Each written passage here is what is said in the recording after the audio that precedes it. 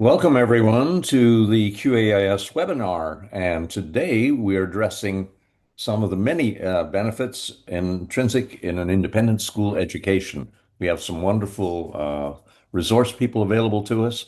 And I look forward to sharing the next 45, 50 minutes with you. Um, don't forget, if you have any questions you would like to ask any one of us, to please enter those in the appropriate space on your screen. Um, so let me begin by saying my name is Terry Davies. I'm the Director General at QAIS, or the Executive Director. And it's our pleasure at QAIS to host you today, and sincerely hope that you will enjoy this opportunity. Before beginning, just a couple of housekeeping items. First of all, this webinar is being recorded. If there's something you think you miss, or if you can't stay throughout, you can come back and visit it. It will be posted on our QIS site, and we'll share that recording with you and others in our network. You should be aware that we can't see you, but we are aware of the number of people in the room, and we look forward to engaging you. There is a Q&A period that will follow the actual presentation, so you can be somewhat spontaneous in that. I will field those questions and do my best to direct them or redirect them to those best equipped to provide you with answers. The goal for today's presentation is simply to provide you through our panel the many extraordinary benefits of an independent school education. I'm confident that you'll find many of these benefits compelling, and that you'll be truly encouraged to make our family a part of yours. Slide, please.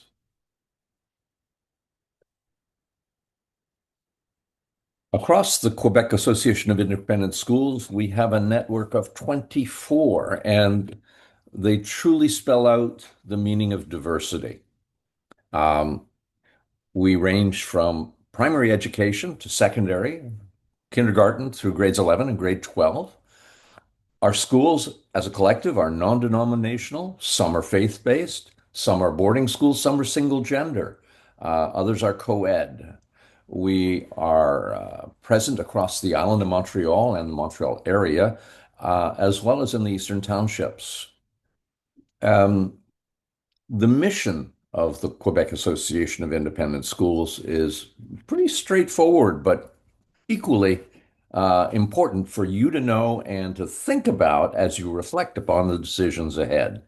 Um, we consider ourselves a community of diverse, innovative, and independent schools. The QAIS actively promotes collaboration among our members to ensure high quality educational experiences for all students that allow them to thrive in and contribute to Quebec society.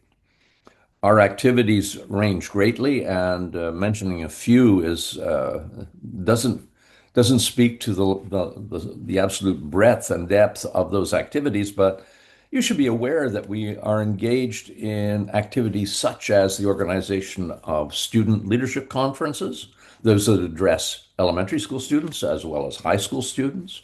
We have a plethora of professional development opportunities that range from curriculum and curriculum management issues to admissions to development. And we're happy and pleased to always invite to our midst expertise from the outside, which is very stimulating. We have a number of open house days, and the schools in which you express interest will be certain to get in touch with you about their calendar of open house days, but they are also publicized on the QAIS website. We want to ensure that our voice is heard across and within several organizations in the province. Slide, please.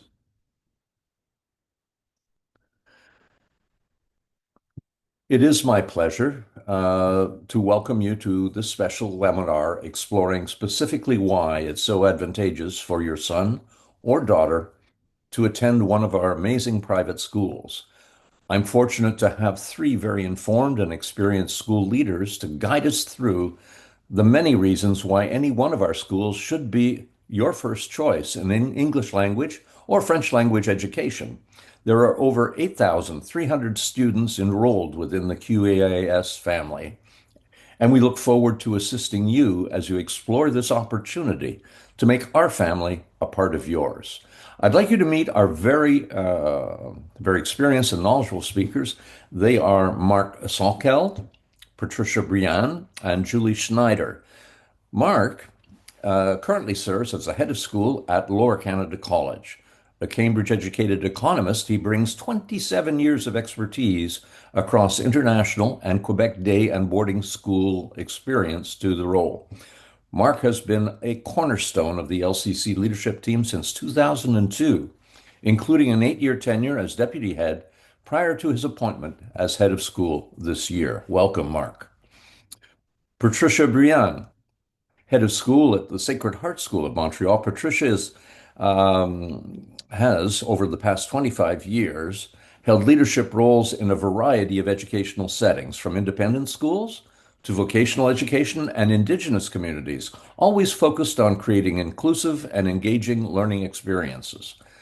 Patricia holds a Master of Education degree in Educational Leadership from Bishop's University, as well as undergraduate degrees from McGill, the University of Waterloo, and Wilfrid Laurier University.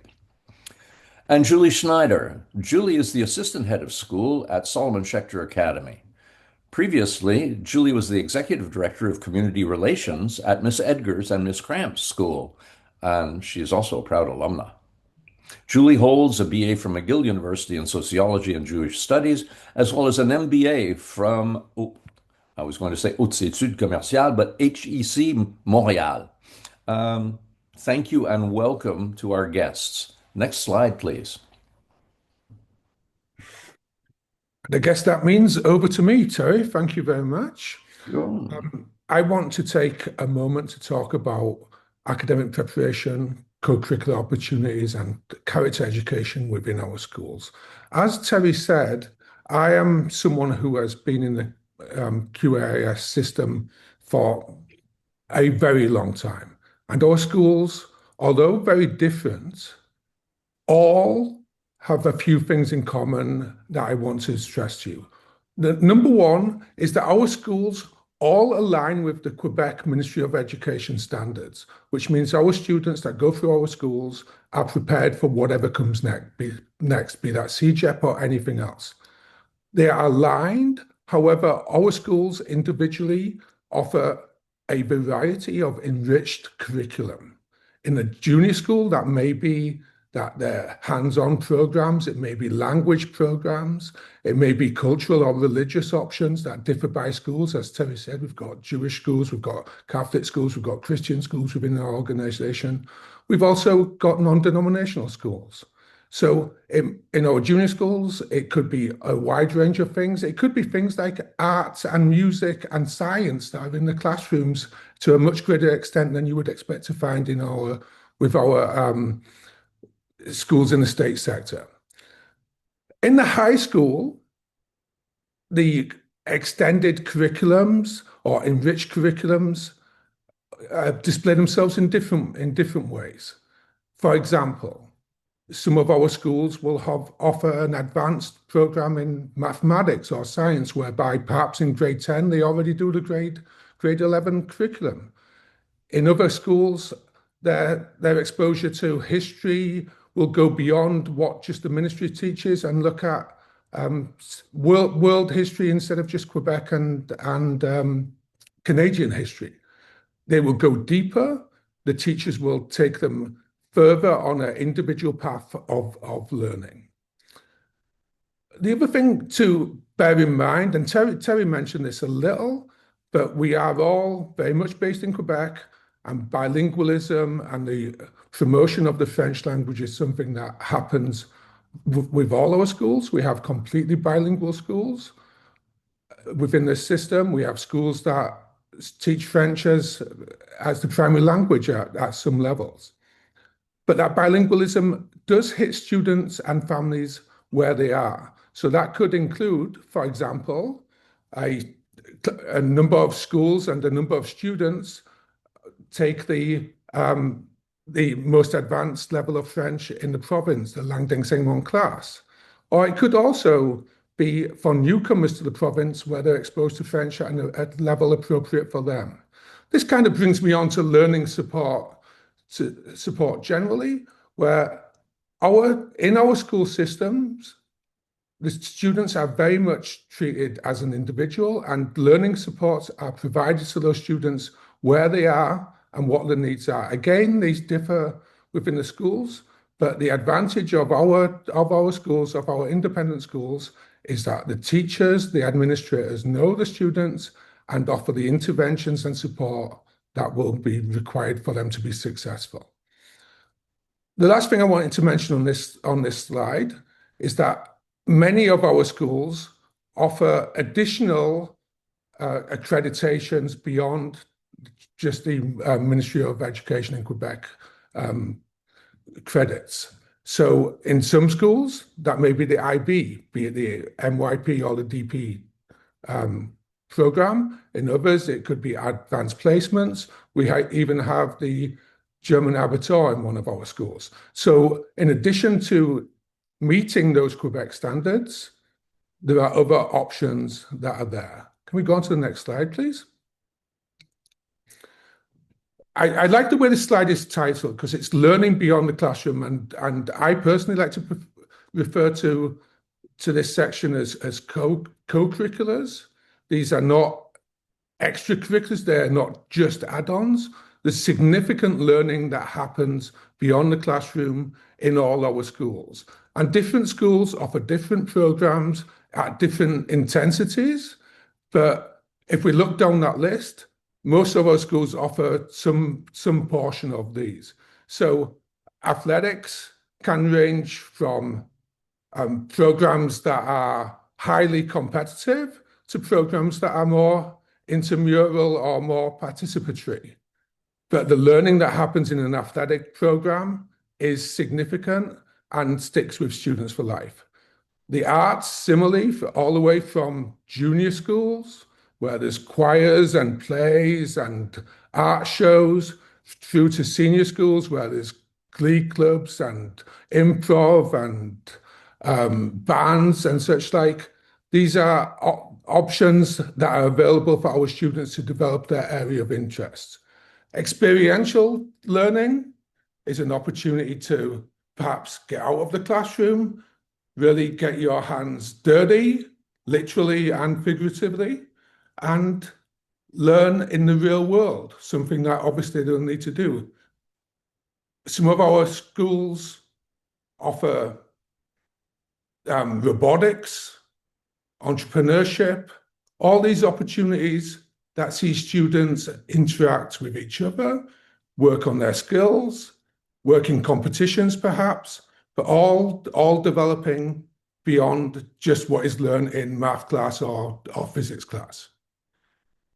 This all links into the clubs and activities, and if I were to start listing all that are offered in our organization, this session would last longer than 45 minutes. But suffice it to say, there's a range of activities, again, going all the way down to something called World Scholars Cup that a lot of our schools in the junior school are part of, to debating and Model UN and environmental options, and all of these things are all a part of what is offered in our schools, and all with the purpose of engaging students and helping them learn. And if we can go on to the next slide, this is where it kind of comes together, because in those opportunities, it is an opportunity to develop character. Very much, our schools are very much value-based, and I think we'll talk about that later.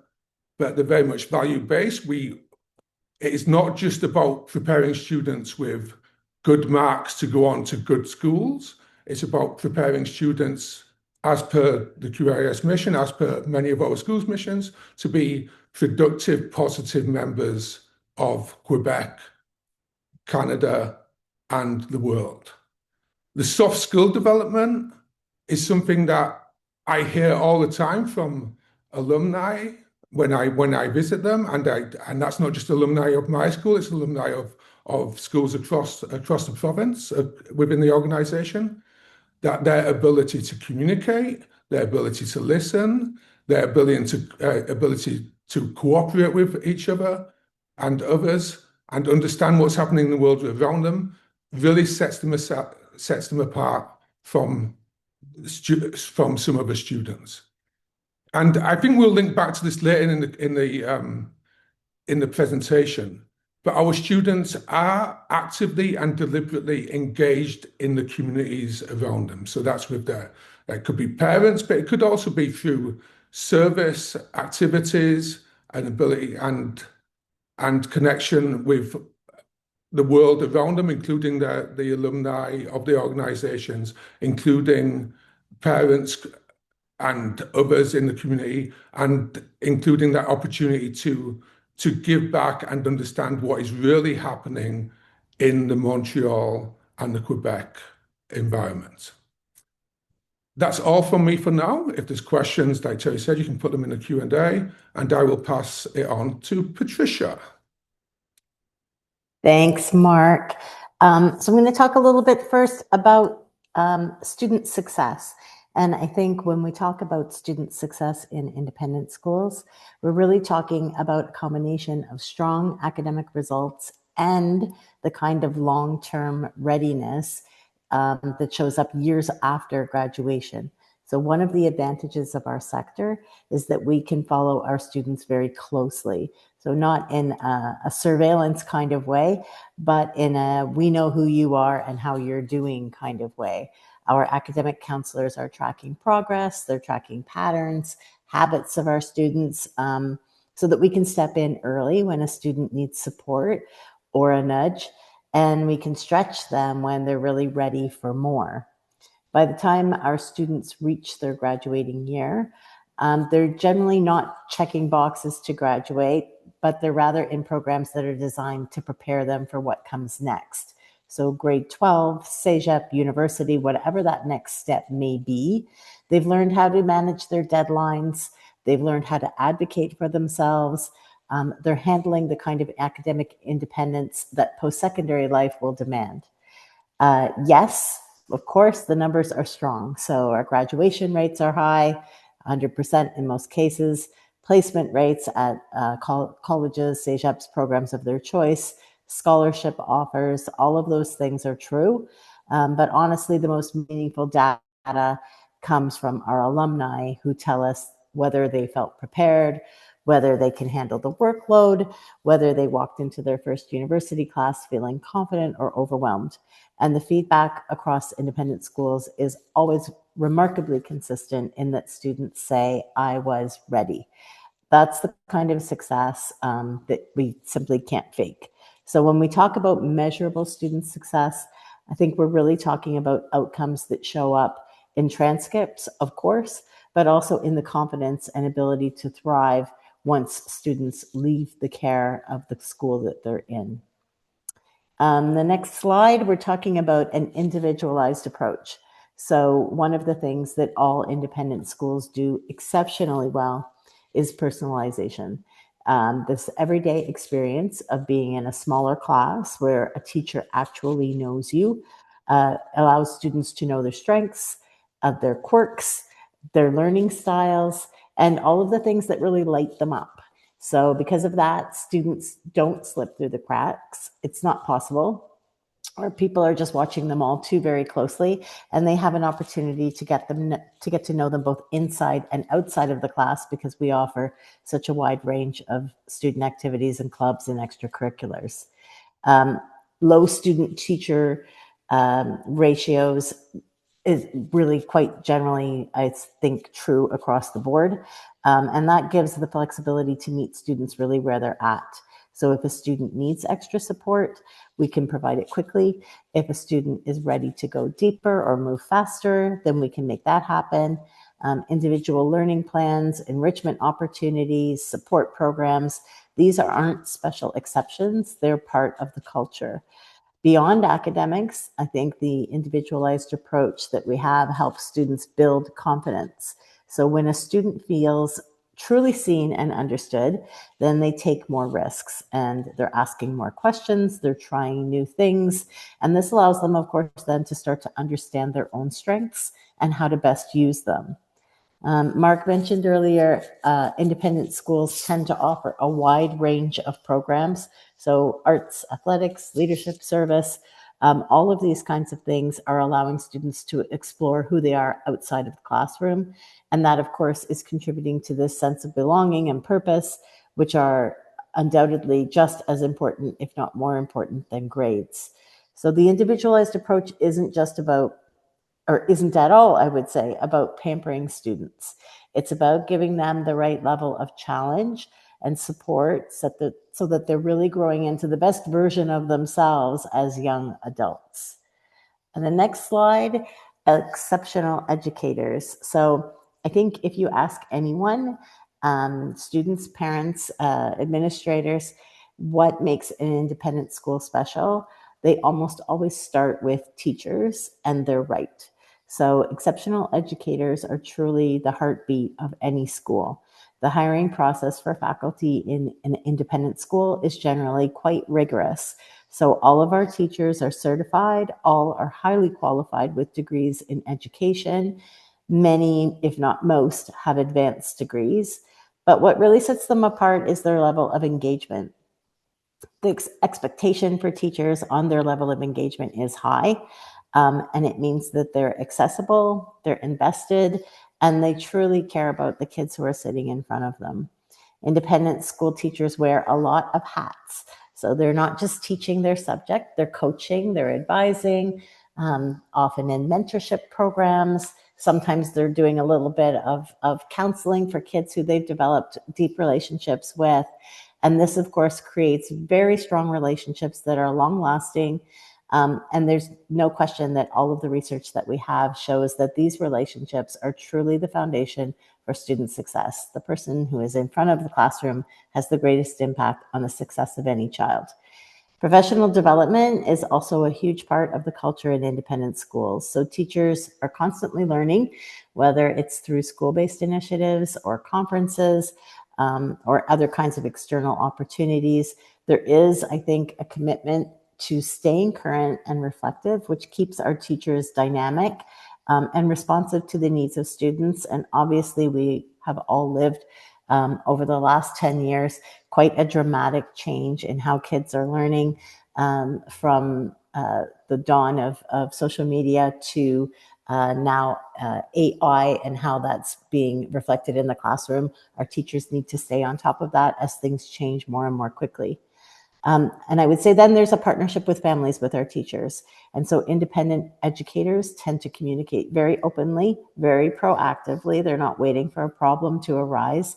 And this creates a collaborative environment where everyone's working towards the same goal. When we talk about exceptional educators, I think we're talking about people who bring expertise and a deep sense of purpose to their work. Their reason for being is really to help promote community in our schools. All of our schools have our own sense of communities, and our teachers really help to develop this. They are the number one way that we are supporting our students. And of course, I think they would say that they hope they are also the reason why students are most challenged. I will turn it over to Julie, who's going to speak a little bit about how our school environments are designed to support students further. Thank you so much, Patricia. So another defining hallmark of our independent schools is the focus on the school environment and the strong sense of community that helps to develop the whole child and support both the student and your family. So your choice of school can reflect not only the exceptional learning environment that you want for your child, but also one that aligns with your family's values.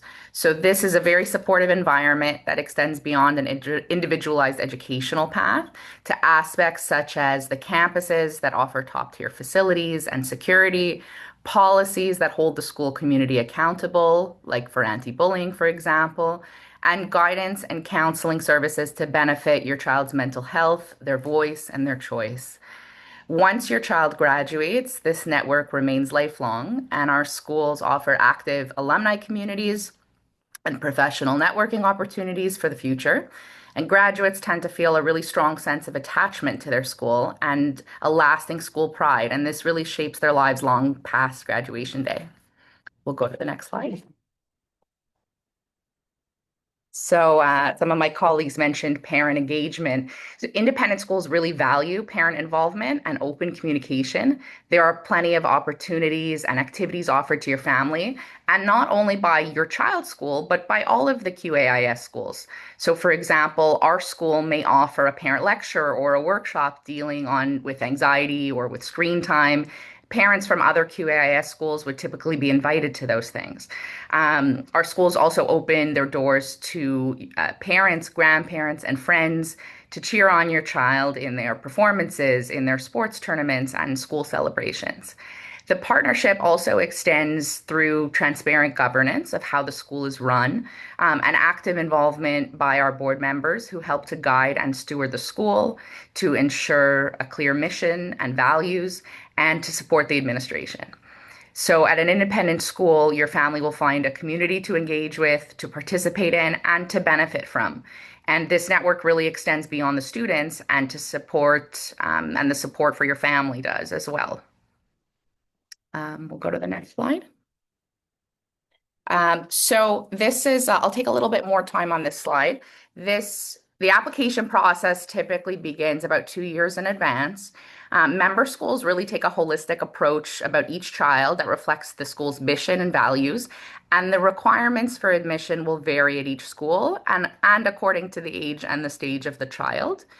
For example, younger students may be asked to come in for a readiness visit, while older students may be required to take admissions testing.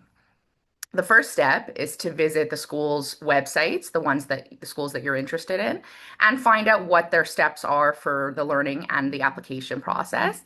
Some schools will host open houses while on specific dates, and other schools will offer private tours, so at your convenience. So it's really important to note the deadlines for each school. They will vary. All schools have different deadlines for completing your application file, and as I mentioned, it's important to note that. Some schools also do a common admissions test, and many schools share a common confidential school report on the child. And I think that having these common testing, common applications are very helpful to families, because we understand that the process can be overwhelming sometimes when you're applying for schools and learning all about this process, though you become experts throughout. So through our association, we really try to simplify this process as much as possible to make it easier for families. Regarding financially, you should also note on the school's website, and you can speak with the school's admissions department about financial aid. Many schools wish to be accessible to families of diverse incomes, and they offer bursaries, which are funds provided by the school to help offset the cost of tuition, as well as general and specialty scholarships and financial awards for potential students. So there's a lot of information on this, and feel free to reach out to any of those schools and to ask those questions. It's also important to know that there are laws in place in Quebec that may restrict a student's access to attending certain schools. About half of our member schools have requirements regarding the English language eligibility, while some have no eligibility constraints, and others have dual permits for both English and French language instruction. So the schools that you contact can guide you through this process and advise regarding your family situation. And there's the thank you slide. Thank you, Dawn. And thank you, everyone. Again, thanks, Mark. Thanks, Patricia. Thank you, Julie. And thank you, Maureen, in the background for shepherding us, and me particularly, through all of this. Great to meet you all. I look forward to meeting you in person. Have a great day.